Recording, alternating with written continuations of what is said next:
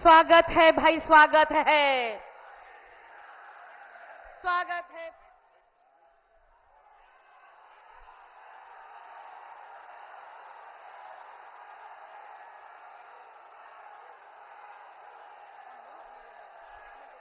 जब आप कहना तब बोलना।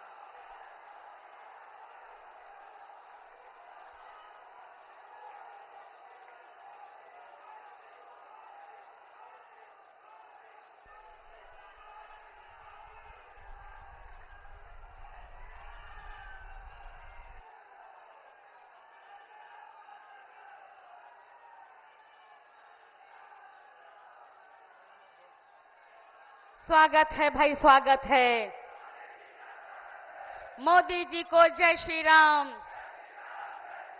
मोदी जी को जय श्री राम।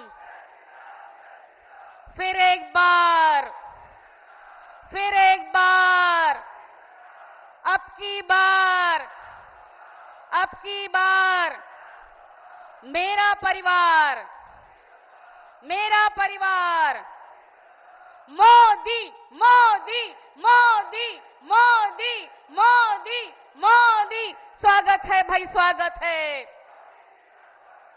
स्वागत है भाई, स्वागत है। बहुत बहुत धन्यवाद।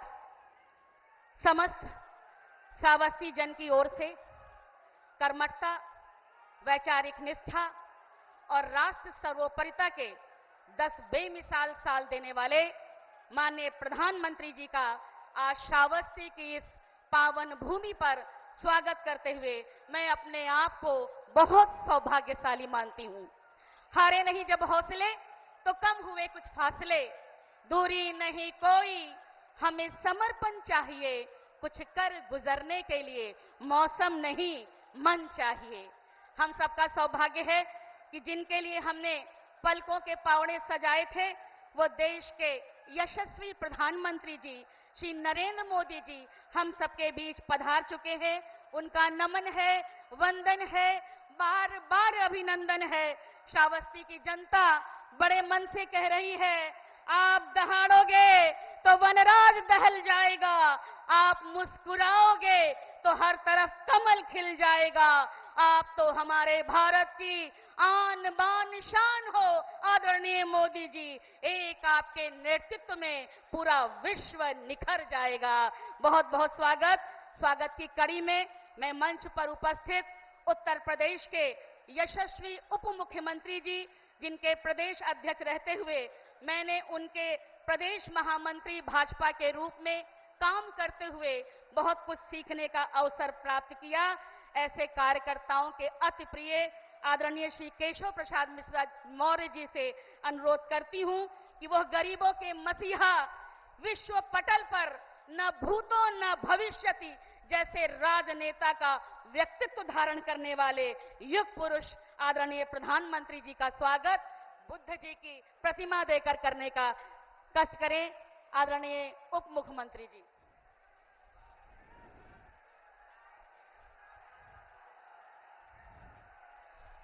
माननीय मोदी जी, आपने नारी वंदन अधिनियम के माध्यम से हमें हमारा न केवल हक दिया बल्कि हमारा स्वाभिमान भी हमें दिया है। युगों युगों के बाद वह दिन आता है जब अहिल्या के तारनहार जैसा, राम जैसा कोई मोदी के रूप में फिर से आता है। आदरणीय प्रधानमंत्री जी, जब जब ऋग्वेद की ऋचाएं महिला सम्मान में गाई जाएंगी, जब जब स्वतंत्रता संग्राम में भाग लेने वाली महारानी लक्ष्मीबाई, दुर्गा भाभी, बेगम हजरत महल, कित्तूर रानी चेन्नम्मा, सावित्री बाई फुले का नाम नमन किया जाएगा, जब जब गार्गी, विश्वारा, अपला, घोषा, सिकता जैसी विदुषियों का यशगान किया जाएगा, तब तक आज के युग की उपेक्षित आम नारियों को पुनः उनके सम्मानित स्थान पर सुशोभित करने में सहृदय नायक के रूप में आदरणीय मोदी जी का नाम युगों युगों तक लिया जाएगा। कई पीढ़ियां अपना हक मांगते मांगते बेदम हो चुकी, आपने बेदम हो चुकी आबादी को उनका हक प्रदान कर उन्हें सशक्त किया है। आज आपके नेतृत्व में आधी आबादी कह रही है, मुझे आवाज उठाने दो, हाशिए से उठकर मुख्य पटल पर आने दो। कितनी अग्नि परीक्षाएं लोगे, कभी मुझे भी तो आवाज उठाने दो। आधी आबादी की पूरी हकीकत दुनिया को बतलाने दो। और यह काम किसी ने किया है तो सिर्फ और सिर्फ हम महिलाओं के रहनुमा आदरणीय प्रधानमंत्री जी ने किया है। लखपत दीदी बनाकर स्वाभिमान दिया, राशन दिया, मकान दिया, इज्जत घर देकर इज्जत की, गैस कनेक्शन से धुएं को मुक्ति दी और सब कुछ बिना भेदभाव के किया। मैं मंच पर उपस्थित अपनी मातृशक्ति से प्रार्थना करती हूं कि वो सब आए और यहाँ की जो महिलाएं हैं जो अपने हाथों से, थारू महिलाएं अपने हाथों से निर्मित टोकरियां करती हैं, पंखे बनाती हैं, उन्हें प्रधानमंत्री जी को देकर उनका आशीर्वाद प्राप्त करें।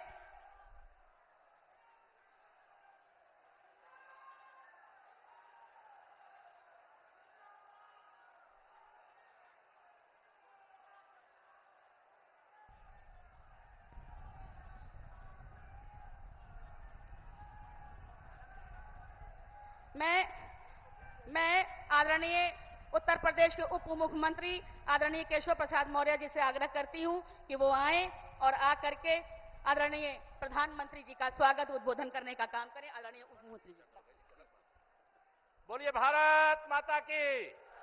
अरे इतने धीरे से दोनों हाथ उठा करके तालियों की गड़गड़ाहट के साथ माननीय प्रधानमंत्री जी का श्रावस्ती की धरती पर स्वागत करके भारत माता की, भारत माता की जय श्री राम। आप भी चिलचिलाती धूप में अपने चहेते, अपने लाडले, इस देश के गरीबों के आंखों का आंसू पोंछने वाले, लोगों के भूख को मिटाने वाले, बीमारों को दवाई उपलब्ध कराने वाले माननीय प्रधानमंत्री श्री नरेंद्र मोदी जी का मैं श्रावस्ती की धरती पर अपनी ओर से, प्रदेश की ओर से, आप सबकी ओर से हार्दिक स्वागत करता हूं। तालियों की गड़गड़ाहट के साथ माननीय प्रधानमंत्री जी का स्वागत करिए। मैं ये नहीं चाहता आप भी माननीय प्रधानमंत्री जी को सुनना चाहते हैं, मैं भी सुनना चाहता हूं और इसके बीच में कोई बाधा डालने की आवश्यकता नहीं होती है। मैं सीधे आप सबकी ओर से, जो कि समस्याओं के पहाड़ को भी मिटा करके गरीबों के जीवन में खुशहाली लाने वाले, देश का दुनिया में नाम चमका करके आज श्रावस्ती की धरती पर आने वाले, ये भगवान बुद्ध की धरती तो है ही, भगवान श्री राम लला के भव्य मंदिर को बनाने वाले राम जी के पुत्र लव की राजधानी भी ये है। मैं माननीय प्रधानमंत्री जी से कोई औपचारिकता न करते हुए प्रार्थना करूंगा कि आपको सुनने के लिए लोग बहुत देर से बेताब हैं, अपना आशीर्वचन देने की कृपा करें। माननीय प्रधानमंत्री।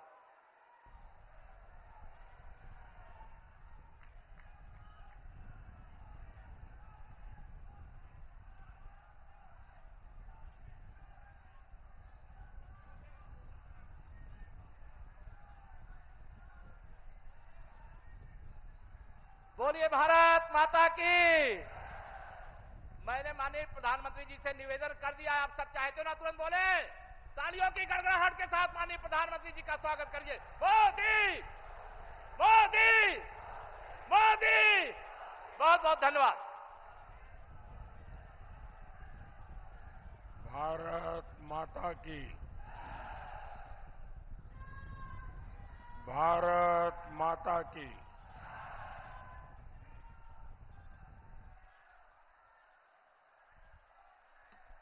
भारत माता की।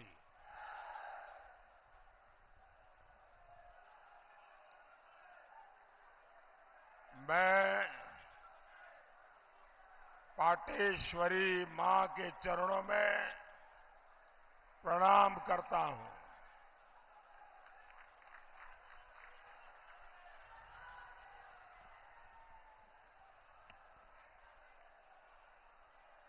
भगवान बुद्ध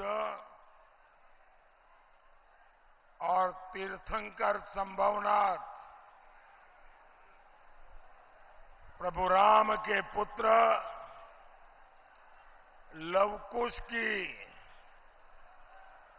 इस धरती को मैं नमन करता हूं।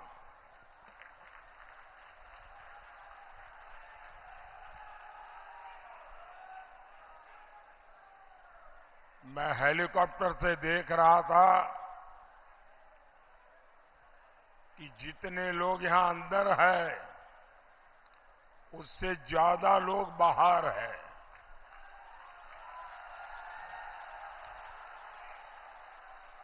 अब यहां जगह भी नहीं बची है कि शायद वो अंदर आ पाएंगे कि नहीं आ पाएंगे।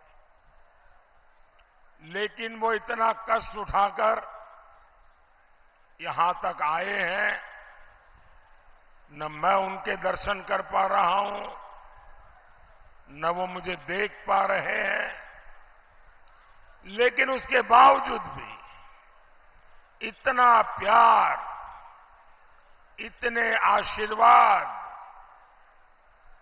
जीवन में इससे बड़ी पूंजी क्या हो सकती है।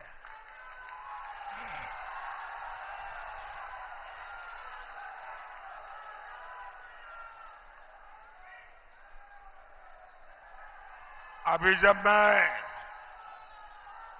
हेलीकॉप्टर से आया तो बहुत सारे मेरे पुराने साथी मिल गए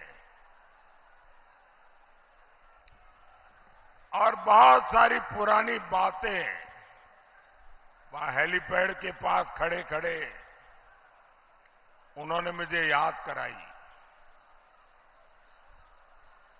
30-35 साल पहले जब मैं यहां संगठन के काम के लिए आया करता था, वहां के उस समय के पुराने अनुभव आज मेरे मन को ताजा तरार कर दिया है एक प्रकार से।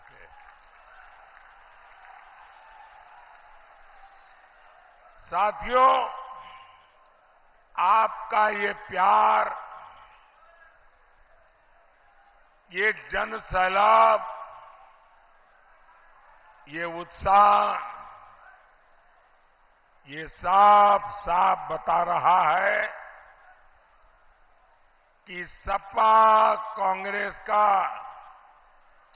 इंडी गठबंधन पूरी तरह ध्वस्त हो चुका है।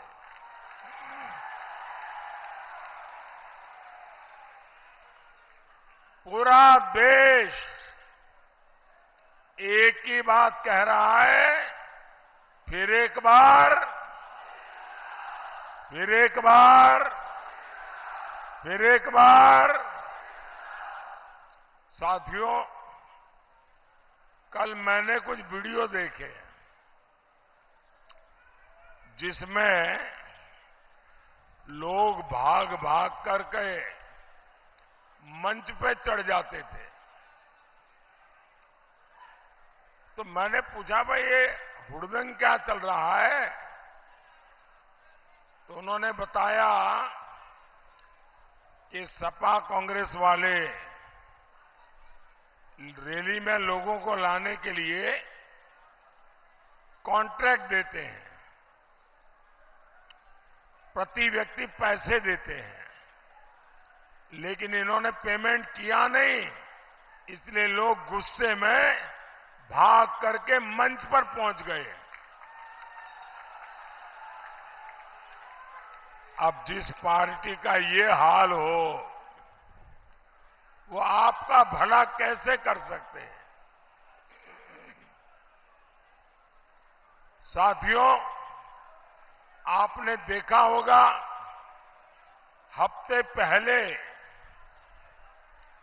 कांग्रेस के एक दिग्गज नेता, देखिए भाइयों, अब जगह नहीं है, आप जहां है वहां, अब मुझे देख नहीं पाओगे, सुन लीजिए बस।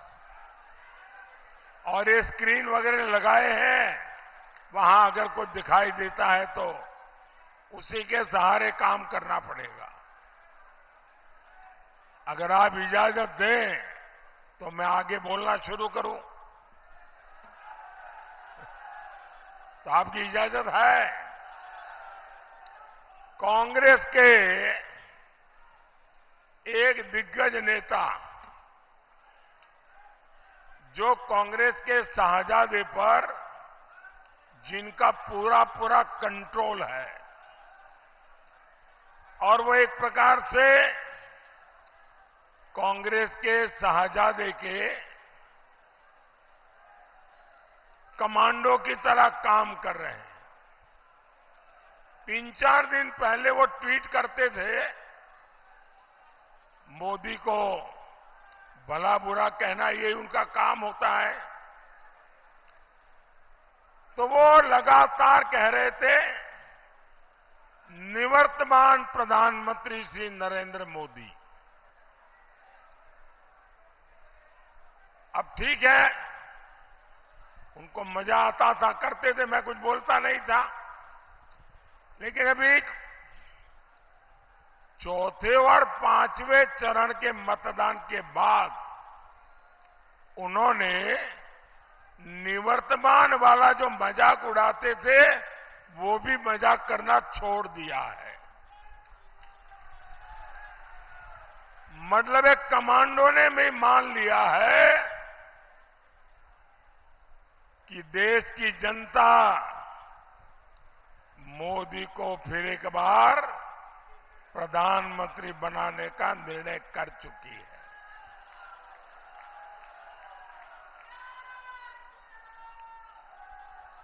साथियों, मैं हिंदुस्तान के हर कोने में गया हूं,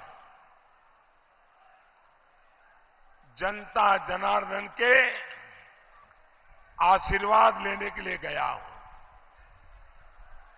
और सब दूर एक ही मंत्र है, एक ही नारा है, एक ही संकल्प है। फिर एक बार, फिर एक बार, फिर एक बार। साथियों,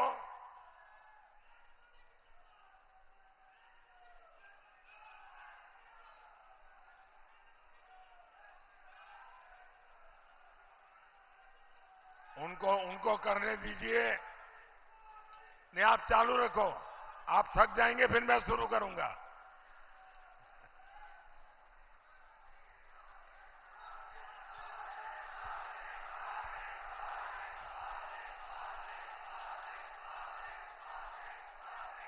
साथियों, ये 24 का चुनाव भारत का भविष्य तय करने जा रहा है। जिन लोगों ने 60 साल तक कुछ नहीं किया, वो मोदी के कामों को, मोदी को रोकने के लिए एक हो गए हैं। यूपी में 2 लड़कों की जोड़ी फिर से लॉन्च हुई है। वही पुरानी फ्लॉप फिल्म फिर एक बार, ये फ्लॉप फिल्म, वही पुराने किरदार, वही पुराने डायलॉग।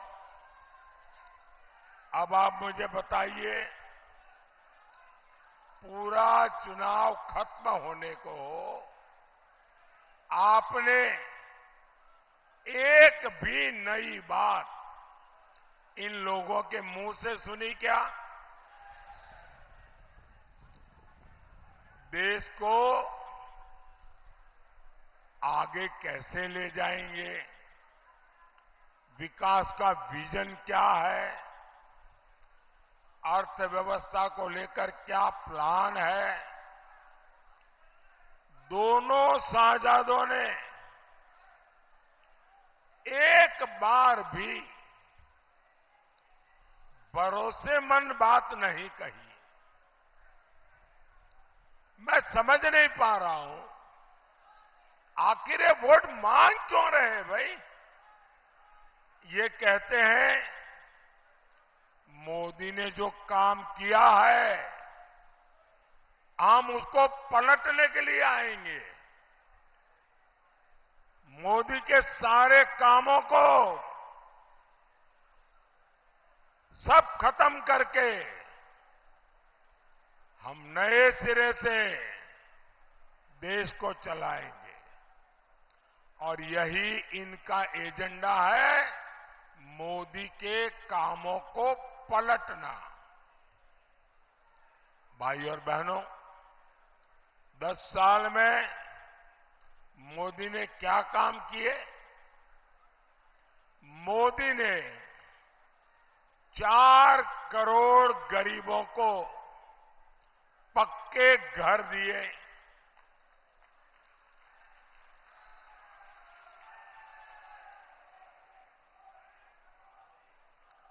अब सपा कांग्रेस वाले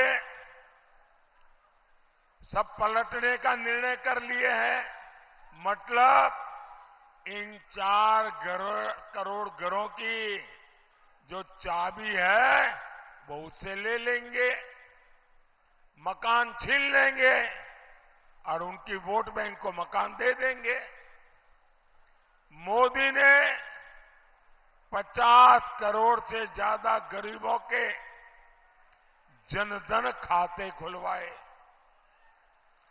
ये आपके बैंक खाते बंद करा देंगे, उसका पैसा छीन लेंगे। मोदी ने हर गांव में बिजली पहुंचाई। ये आपके घर में बिजली कनेक्शन कटा के फिर अंधेरा कर देंगे। मोदी घर घर पानी पहुंचा रहा है। सपा कांग्रेस वाले आपके घर की पानी की टोंटी भी खोल के ले जाएंगे और इसमें तो इनकी महारत है। क्या आप सपा कांग्रेस को ऐसा करने देंगे?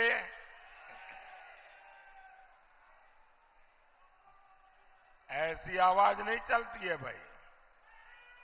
आप जरा हिम्मत से बताइए, आप सपा कांग्रेस को ऐसा पाप करने देंगे? ऐसा जुल्म करने देंगे? साथियों, मोदी देश के लिए जीता है।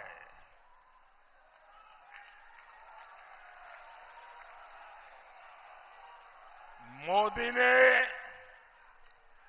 देश हित में जो फैसले लिए वो इंडी वालों की बस की बात नहीं है।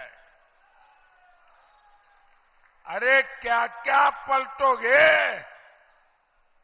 क्या क्या बदलोगे? इनके नेता कह रहे हैं कांग्रेस आई तो सीएए को रद्द कर देंगे। कहते हैं कांग्रेस आई तो कश्मीर में 370 फिर से लगाएंगे। इसका मतलब क्या होगा?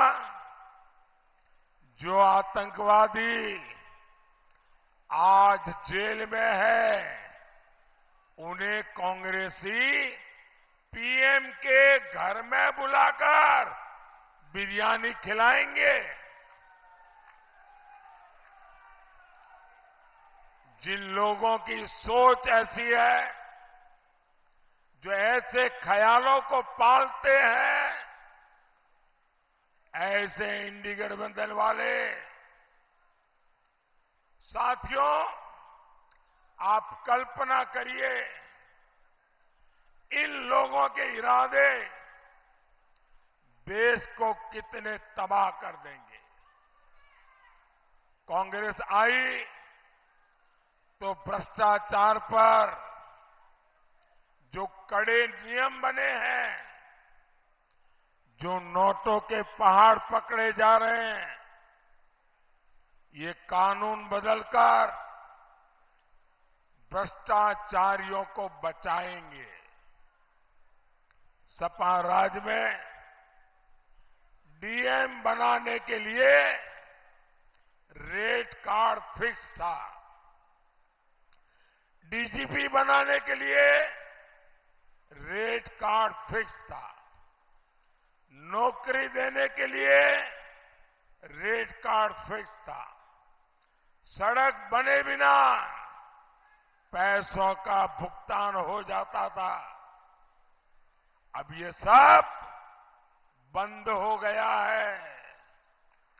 आप इस बताइए, जिसका इतना नुकसान होगा वो मोदी को गाली देगा कि नहीं देगा? दिन रात गाली देगा कि नहीं देगा? रोज नई नई गालियां देगा कि नहीं देगा? मेरे प्यारे भाइयों बहनों, मोदी को ये सारी गालियां मंजूर है। मोदी को अनाप शनाप उनको जो बोलना है सब कुछ मंजूर है। मेरे लिए बोले, मेरे परिवार के लिए बोले, सब कुछ मंजूर है। लेकिन सपा वाले, कांग्रेस वाले, इंडी गठबंधन वाले कान खोल के सुन ले, मोदी को भ्रष्टाचार मंजूर नहीं है, नहीं है, नहीं है।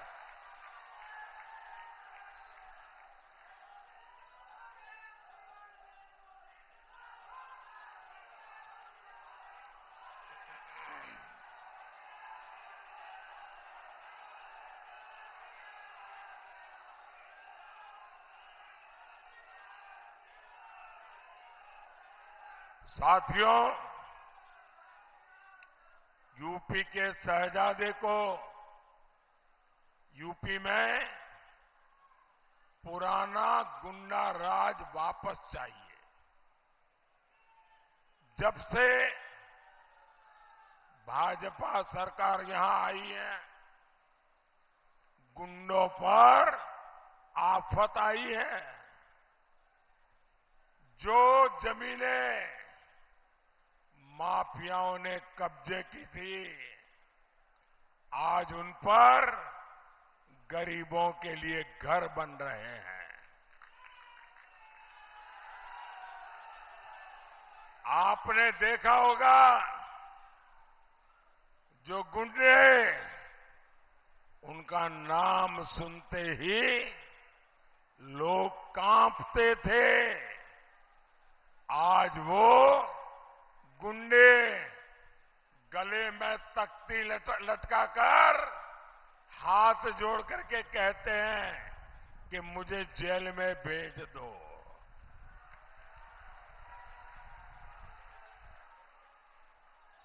साथियों, भाजपा यूपी को उस हालत में वापस नहीं जाने देगी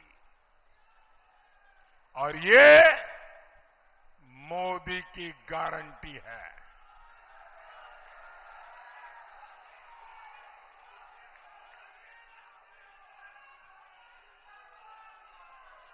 साथियों, इंडी गठबंधन में ऐसी भयंकर बीमारियां हैं, कैंसर से भी बुरी बीमारियां हैं, और ये फैलते फैलते पूरे हिंदुस्तान को तबाह कर दें, इतनी भयंकर बीमारियां ये इंडी अलायंस में है। 3 बीमारियां जिससे देश को सावधान रहना जरूरी है। ये इंडी अलायंस वालों की सबसे बड़ी बीमारी है ये लोग गौर सांप्रदायिक है। दूसरी गंभीर बीमारी है ये गौर जातिवादी है। तीसरी बीमारी है ये गौर परिवारवादी है। और ये तीनों बीमारियां देश के लिए कैंसर से भी ज्यादा विनाशक बन सकती है। ये लोग जनता के बीच जाते हैं, बड़ी बड़ी बातें करते हैं, जनता पूछती है 60 साल में क्या किया, पहले ये तो बताओ। तो ये लोग अपना तुरुप का इक्का निकालते हैं। इनका एक इक्का है, समाज को बांटो और वोट जिहाद करवाओ। साथियों, इंडी गठबंधन वाले तुष्टीकरण के लिए नई नई स्कीम लेकर आए हैं। इनके कुछ नेता आपकी संपत्ति की जांच करवाने की बात कर रहे हैं। कांग्रेस कहती है संपत्ति पर पहला अधिकार मुसलमानों का है।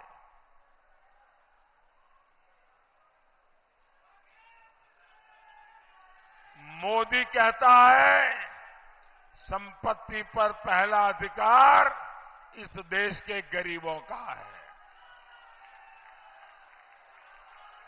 और साथियों, ये कांग्रेस वाले जो कहते हैं कि संपत्ति पर अधिकार मुसलमानों का है, वो आपकी कमाई छीन करके ये अपनी वोट जिहाद वाली वोट बैंक में बांटना चाहता है। इनकी दूसरी स्कीम है एससी, एसटी, ओबीसी का आरक्षण कोटा एससी, एसटी, ओबीसी से छीन लेना और वो कोटा मुस्लिम वोट बैंक में बांट देना। पहले इन्होंने अपनी राज्य सरकारों में दलित, पिछड़ा के आरक्षण पर डाका डाला। अब ये पूरे देश में आरक्षण छीनकर वोट जिहाद करने वालों को देना चाहते हैं। लेकिन मैं इन्हें भी कहूंगा, ये चाहे जितना जोर लगा ले, जब तक मोदी जिंदा है,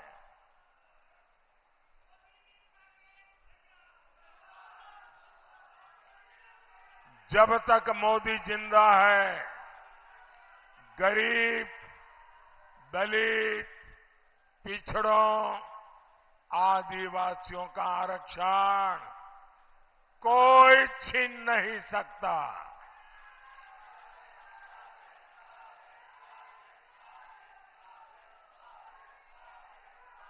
और भाइयों बहनों, मैं आपको गारंटी देता हूं,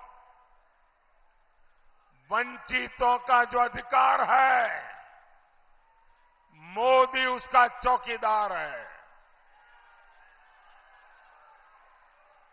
मैं आपको गारंटी देता हूं, आरक्षण छीनने का कर्नाटक मॉडल कभी भी देश में लागू नहीं होने दूंगा। साथियों, हमारा श्रावस्ती इतनी ऐतिहासिक और पौराणिक जगह है, जहां पूरे देश से पर्यटक आना चाहते हैं।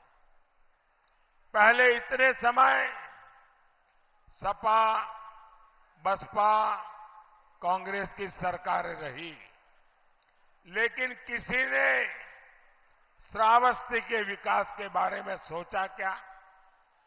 उन्हें न श्रावस्ती के विकास की चिंता थी, न देश की विरासत की फिक्र थी। हमारी सरकार श्रावस्ती को देश के नक्शे पर अलग पहचान देने के लिए काम कर रही है। आज श्रावस्ती को अपना एयरपोर्ट मिला है।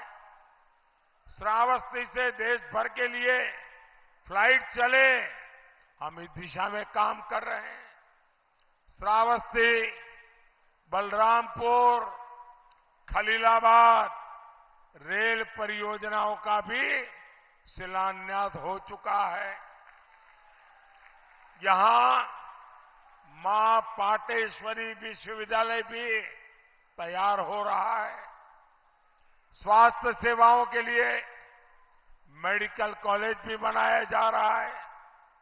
इस क्षेत्र में बाढ़ की इतनी समस्या थी, हर बार हजारों परिवारों का जीवन खतरे में पड़ता था, लेकिन अब सरयू नदी परियोजना से बाढ़ का संकट भी खत्म होगा, किसानों को फायदा होगा। आप जरा बताइए, सपा कांग्रेस के रहते कभी भी ये काम संभव थे क्या?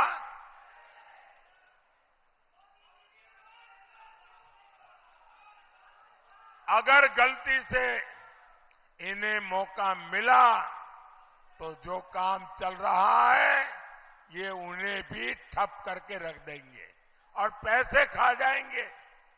साथियों, मोदी किसी शाही खानदान से नहीं आया है। मैं इन्हीं माताओं जैसी गरीब मां का बेटा हूं। मुझे किसी के लिए कुछ कमाना नहीं है, लेकिन मेरा संकल्प है, मैं अपने देश को इतना मजबूत बनाना चाहता हूं कि परिवारवादी पार्टियां फिर से देश को बदहाल न कर सके। इसके लिए मुझे आपका आशीर्वाद चाहिए।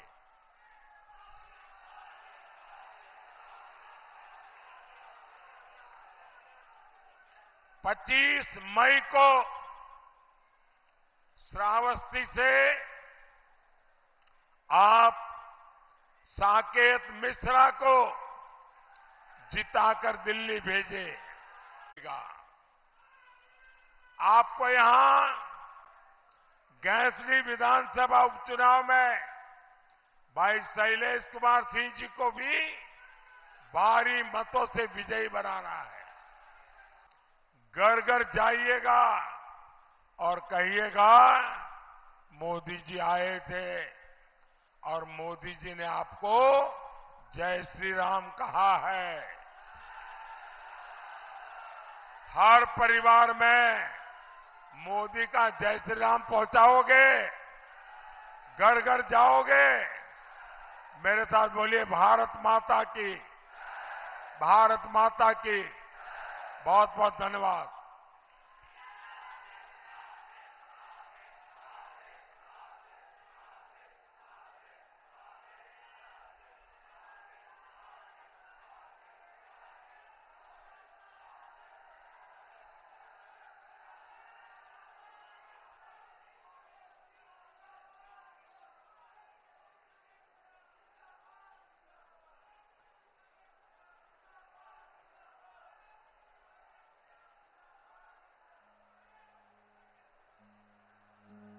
सालों से देश था हाल बेहाल, प्रगति